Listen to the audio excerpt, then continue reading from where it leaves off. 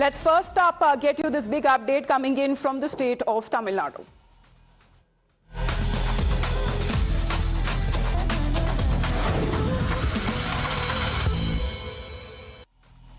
So there is this major anti-corruption push that has now been made by the new Vijay government. The state which has now introduced a dedicated WhatsApp number for citizens to report government employees allegedly demanding bribes. Now this circular that has been issued by the Chief Secretary Sai Kumar, where all department heads and district collectors have been directed to ensure that there is strict compliance with the anti-bribery drive. Now the government which has also ordered that anti-bribery notice boards be prominently displayed across government offices and public places as part of a wider crackdown on corruption across the state. Now, in the meantime, the BJP sitting in the opposition has raised certain serious accusations. Even as the Vijay government is rolling out its anti-graft helpline, the BJP seems to be launching a big attack on the ruling TVK.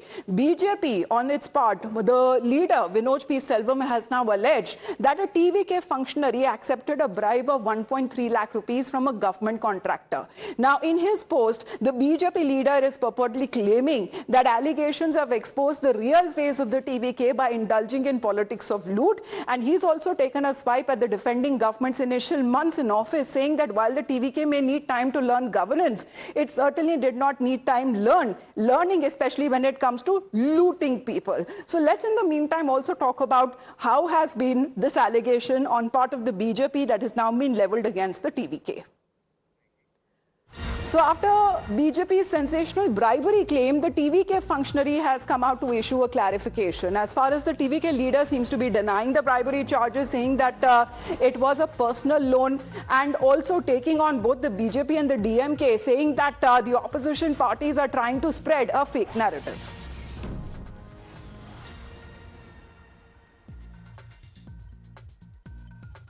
ஒரு 25 நாள் ஒரு டெத்துக்கு என்கிட்ட cash வாங்குறாரு madam. அந்த பைசா தான் வந்து டெத்துக்கு ஒரு 25 நாளைக்கு முன்னாடி மேடம் ஒரு டெத்துக்கு வந்து என்கிட்ட பைசா வாங்குறாரு. 1,50,000 வாங்க சொல்ல அந்த பைசா தான் ஜிபேவா அனுப்புறாரு. எனக்கு 50,000 9ஆம் தேதி ஒரு 50,000, 11ஆம் தேதி ஒரு 50,000 எனக்கு கேஷ் அனுப்புறாரு மேடம். ஓ, நீங்க கொடுத்த கடனை தான் அவர் திருப்பி கொடுத்தாரு? திருப்பி கொடுக்குறாரு. 30,000 வந்து டைரக்டா ஆபீஸ்ல கொடுக்குறாரு மேடம். இப்போ ஒரே ஒரு எக்ஸாம்பிள் சொல்றேன் மேடம். நான் ஒரு தலைவரா இருக்கேன். இப்போ இந்த லஞ்ச பணத்தை வந்து என் ஆஃபீஸில் வர வச்சு தான் வாங்கணும்னு அவசியம் இல்லை. ரெண்டாவது ஜிபேல என் நம்பர் அக்கௌண்ட்லேயே கொடுக்க வேண்டிய அவசியம் இல்லை மேடம். ஆஃபீஸில் லஞ்சம்னா இது நினைச்சிருந்தா எப்படி வேணா வேற அக்கௌண்ட்ல கொடுத்துருக்கலாம், வேற ஆள்கிட்ட வாங்கியிருக்கலாம், எப்படி வேணா மூவ் பண்ணிருக்கலாம் மேடம்.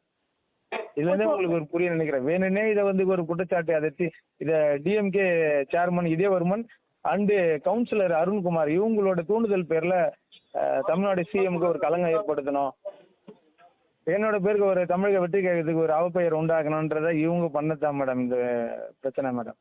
2 பேருக்கும் அவப்பெயர் உண்டாக்கணும், தமிழக வெற்றி சிஎம்க்கு ஒரு கெட்ட பேர் உண்டாக்கணும்னு.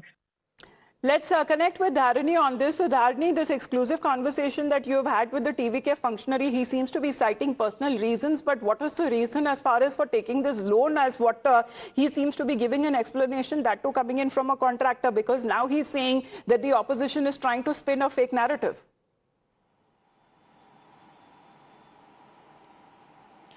Well, that is the clarification coming in from the TVK functionary at this point in time. He says that he gave around 1.5 lakhs on a personal capacity to the government contractor, to the concerned government contractor, and the government contractor was paying that money back. He paid 5,000 rupees twice via Google Pay, and rupees 50,000 rupees twice via Google Pay, and rupees 30,000 was handed over back in cash, is what the TVK functionary Veera is telling. And he's also going on to say that the DMK is spinning a fake narrative about him to defame Chief Minister Vijay and the TVK government. So he's completely refuting all the allegations that is being leveled against him by the opposition parties. He says that he did not take any bribe from the particular government contractor, and that if at all his intention was to take a bribe, why will he call somebody to his office to take a bribe, and why will he ask someone to pay a bribe via Google Pay, is the question coming in from this TVK Functionary at this point in time. So on one hand, we are looking at the opposition alleging that Veera received 1.3 lakh bribe from a government contractor. On the other hand, he is refuting all these allegations, and Veera says that this was his personal clarification on his point, but does it amount to an investigation to be conducted in this case? Because these questions are being raised by the opposition on the conduct of the TVK functionary, who seems to be denying allegations of accepting a bribe. Please to stay on with us, Tharni. We have another big update coming in from the state of Tamil Nadu, because there are questions that are being raised over this controversial custodial death, reported custodial death in Tamil Nadu. 35-year-old Sabari Varman, a specially abled man arrested in a gutka sale case, has died in custody in the Nagarcoil district prison. Now, the post-mortem has purportedly revealed that there were at least 19 injury marks on his body, while the prison authorities have concerned that 3 jail warders have been arrested after the CCTV footage allegedly showed an assault happening inside the prison. 2 more prison personnel are also being questioned, and the Inspector General of Prisons has also spoken to Times Now, saying that the incident appears to be linked to an internal prison episode and that the investigation is currently underway.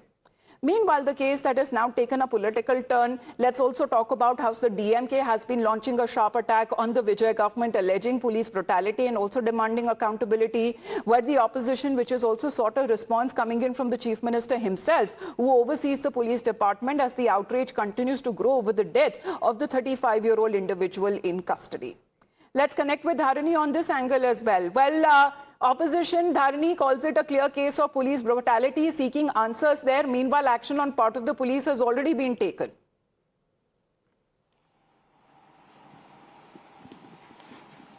Well, Sabari Varman was arrested on the 9th of July for possessing and selling illegal tobacco products, is what we are given to understand. On the 12th of July, on the night of 12th of July, a physical altercation broke out inside the Nagarcoil district jail, and during that altercation, Sabari Varman was subjected to a physical assault by a few prison personnel, is what IG South Zone has told Times Now. And right now we are given to understand that 3 wardens, prison wardens, they've been arrested by the Kanyakumari police, and they've also been placed under suspension.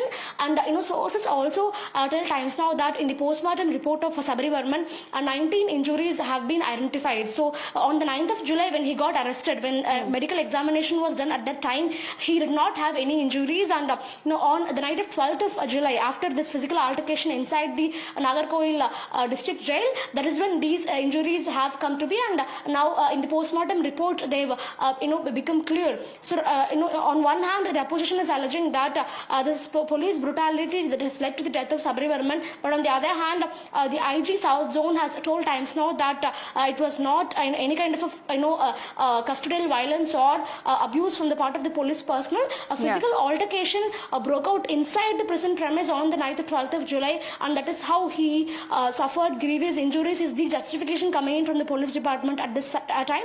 The war of words between the ruling party and the opposition on the while continues on this matter.